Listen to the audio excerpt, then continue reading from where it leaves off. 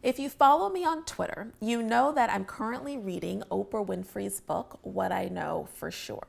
I frequently post quotes from the book, and a few people have even noticed that I seem to be reading this book indefinitely. That's technically true because every morning as part of my routine, I read an entry from the book. When I get to the end, I just start all over again. So I'm on my 16th or 17th read at this point. There's a passage in the book, it's in a section called Possibility, and it's one of my favorites. The truth is that the naysayers in your life can never be fully satisfied. Whether you hide or shine, they'll always feel threatened because they don't believe they are enough. So stop paying attention to them. Full stop.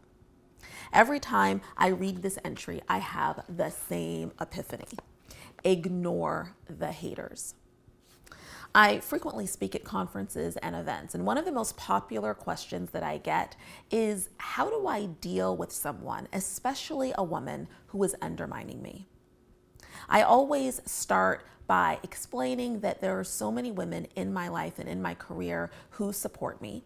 And then I try to give the kind of advice that I think a woman would want to hear, because I know she usually won't want to hear the truth, which is that the fact that you are taking your precious time to ask a question about someone who clearly couldn't care less about you is evidence that you are giving them way too much of your power.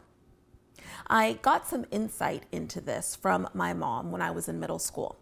Whenever I would come home and complain about someone who was teasing me or didn't like me, she would always put her hand on her hip and say, "Tiffany, you always worried about what other people are thinking about you.